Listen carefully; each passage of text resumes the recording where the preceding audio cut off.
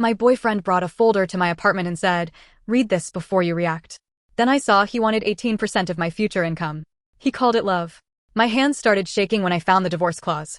So I signed different papers. The folder sat between us. Steven slid it toward me like we were discussing something normal. "Just read it before you react," he said. That should have been my first warning. I opened it anyway. The title said Relationship Equity Agreement. Not a prenup. Not a budget. Not even a rough plan for how we would handle money if things got serious. It was an agreement about what Steven believed he deserved from my future. At first, I thought maybe I had misunderstood. Some parts sounded reasonable. Shared expenses based on income. Separate personal accounts. No secret debt. Emergency savings. I was almost relieved because I thought maybe his tone had made it sound worse than it was. Then I turned the page. If we got married, I would transfer 18% of my net income into a joint account every month.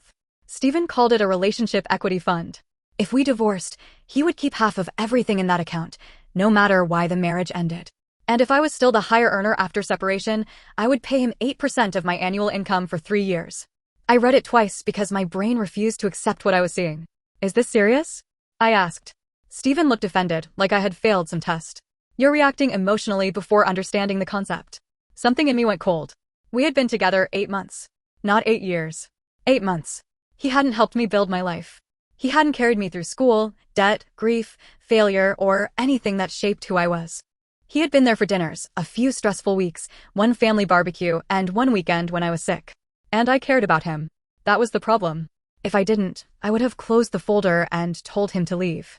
Instead, I sat there trying to understand how the man who brought me soup when I was sick had also written a contract that treated my future like something he could divide before we were even engaged. Steven leaned back and said, "I knew you'd make it about money." I looked at the paper. "It is about money." "No, it's about fairness." Fairness had been his favorite word lately. In the beginning, he felt safe. He remembered little things. He checked on me before hard days. He listened like he actually cared. He wasn't flashy or loud. He didn't try to impress me with big gestures, and that was part of why I trusted him. Then the comments started. If I paid for dinner because I picked the place, he would joke that he didn't want to become one of my dependents. If I mentioned having a good month, he would say not to forget the little people. If I bought something nice for myself, he would smile and call it freedom money. He said it lightly, so I treated it lightly. I laughed even when it bothered me. After a while, I stopped sharing good news. I changed the subject when money came up. I downplayed things I had worked hard for. I started making myself smaller so he wouldn't feel small beside me. At the time, I told myself he was insecure, not cruel. People carry old wounds. Love means patience. That was the excuse I kept giving him. Then he started talking about marriage. Not proposing. Just testing the idea. He said he could see a future with me. He said he had never felt this certain. I believed him because I wanted to. I wanted the quiet life with someone. Shared groceries. Lazy Sundays. Little routines. A home that felt steady. A week later, he said we needed to be intentional before moving forward. I thought he meant real conversations. Kids. Debt. Family expectations. How we handle conflict. Maybe even counseling. Instead, he brought the folder. Now he sat across from me, watching me read the clause again, like if I stared at it long enough, it would stop being insulting.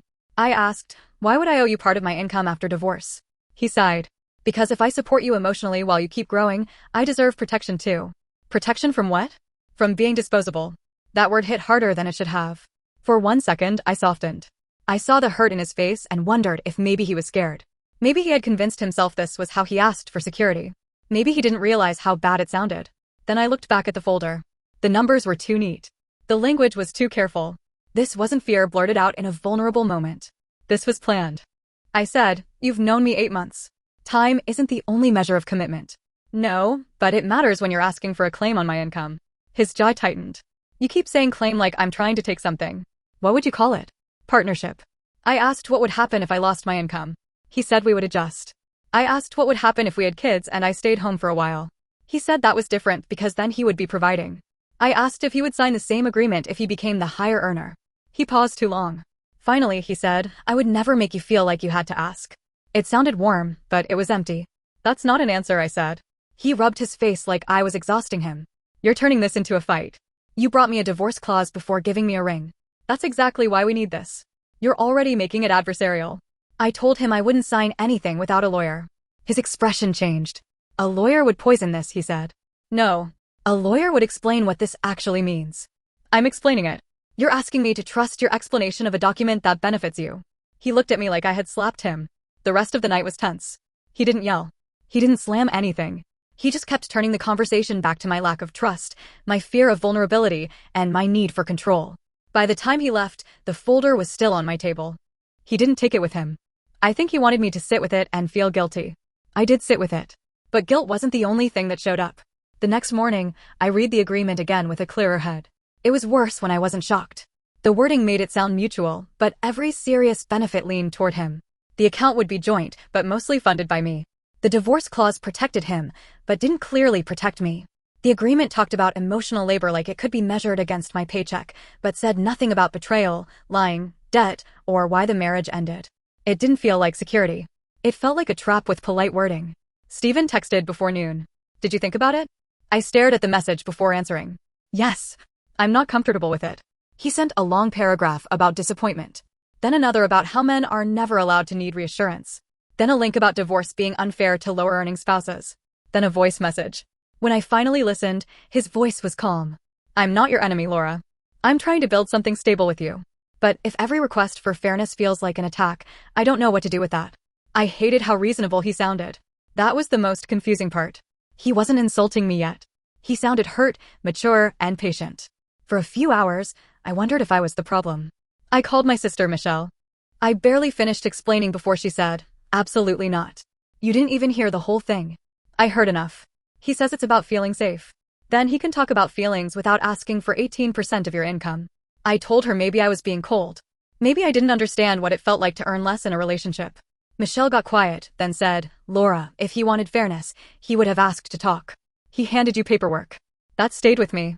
Later, I called my best friend, Amanda. At first, she was more balanced.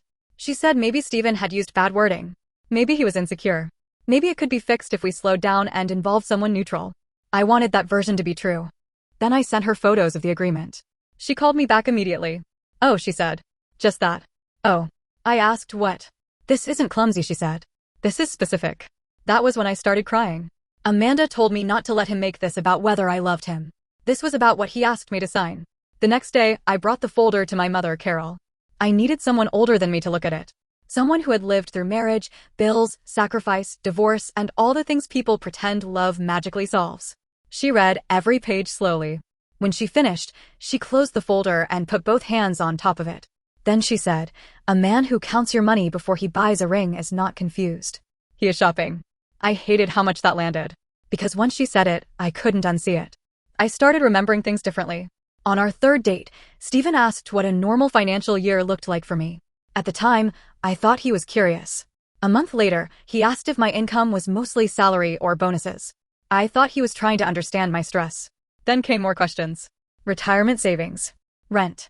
Investments. Whether my parents had helped me. Whether I planned to buy a home someday. Whether I had ever dated someone who made less than me. Each question had seemed harmless on its own. Together, they felt like research. That night, I searched through my old messages with him. I didn't touch his phone. I only looked at my own texts. Bonus. Income. Promotion. Savings. The results made me cold. There were so many little questions tucked inside sweet conversations. Sometimes he asked after complimenting me. Sometimes after saying he admired my ambition. Sometimes after saying he could see a future with me. I had mistaken attention for love. Now I wondered if he had been taking inventory. I didn't sleep much. I missed him and distrusted him at the same time. That is a miserable place to be. Your heart keeps reaching for the same person your gut is warning you about. Stephen kept texting. Some messages were gentle. Some were defensive. Some were cold. Then he apologized, but only for surprising me. I should have introduced the idea more carefully, he wrote. I didn't realize you would feel attacked. Not sorry for asking too much. Not sorry for scaring me. Sorry for how I reacted. By Friday, he asked if he could come over and talk. I almost said no. Then I decided I needed to end it face to face, because part of me still wanted to believe the decent version of him would show up. Before he came, I packed his things. A hoodie. A phone charger. A book from my nightstand. A travel mug. A few shirts. 8 months fit into one box. When Stephen arrived, he noticed it right away. His eyes moved from the box to me. So that's where we are? He asked. I think we need to talk first. He sat down, but not like someone afraid of losing me. He sat like someone preparing to correct me. I hope you've had time to calm down, he said. That helped me more than he knew. I have, I said. And I can't continue this relationship. For a second, he didn't move. Then he laughed once, bitter and small. So the money matters more than me. I had rehearsed explanations in the shower and in my car.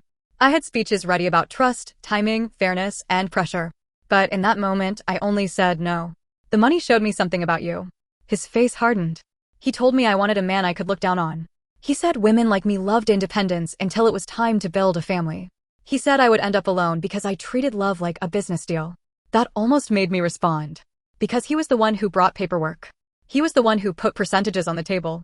He was the one who imagined our divorce before proposing marriage. But arguing would have given him a door back in.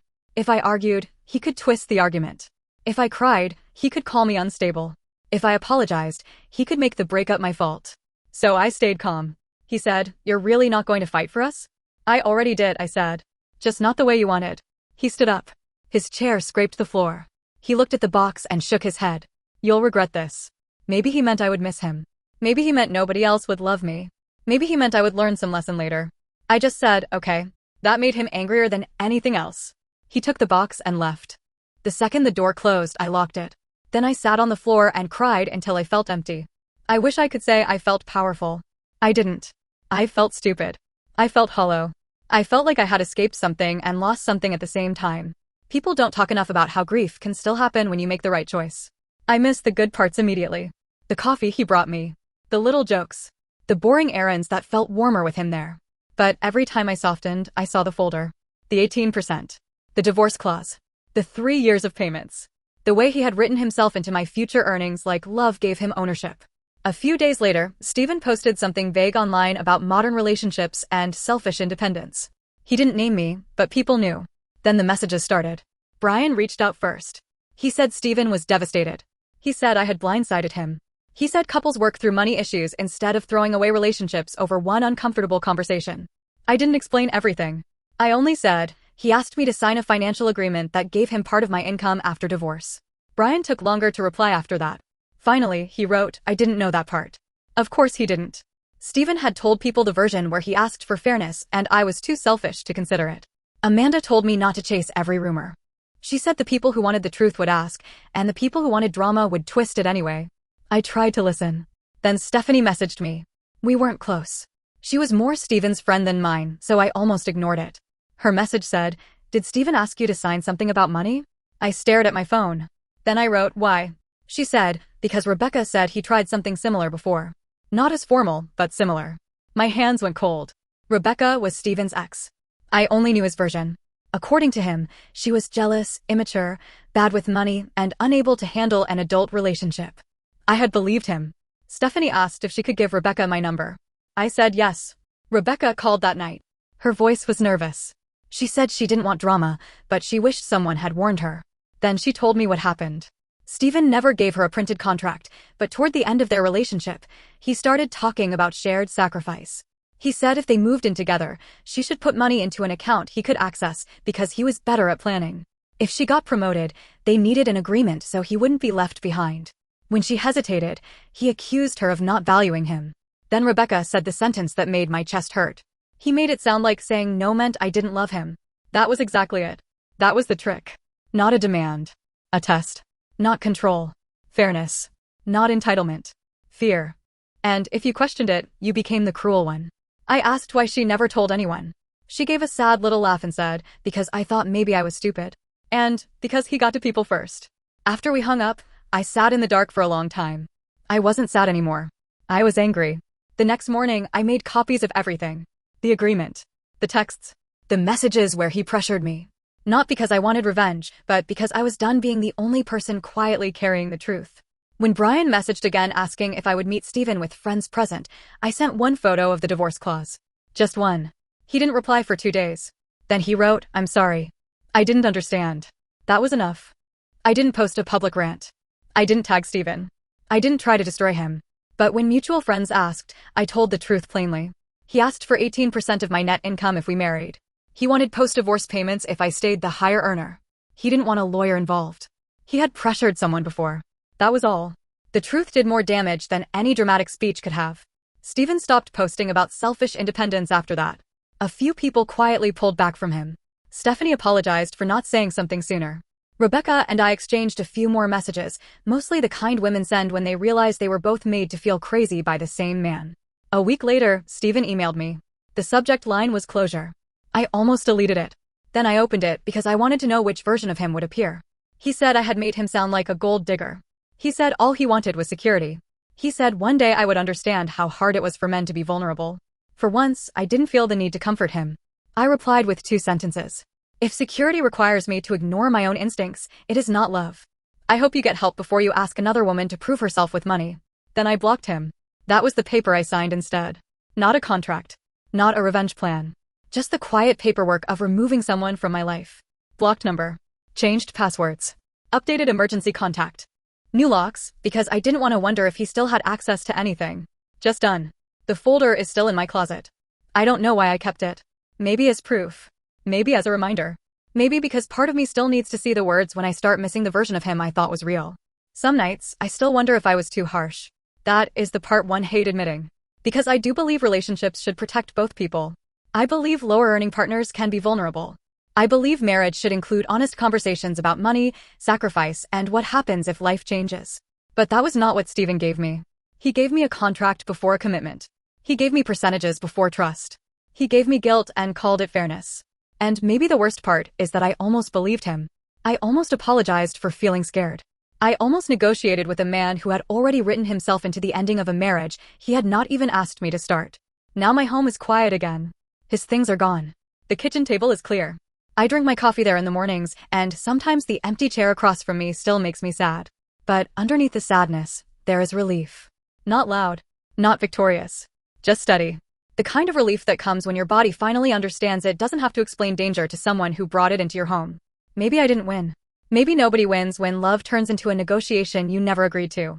But I kept my future. And this time, when someone handed me papers and told me to prove my love, I finally understood what my answer had to be. I didn't sign away my income. I signed him out of my life. And I still don't know if that makes me cold, smart, selfish, or just done.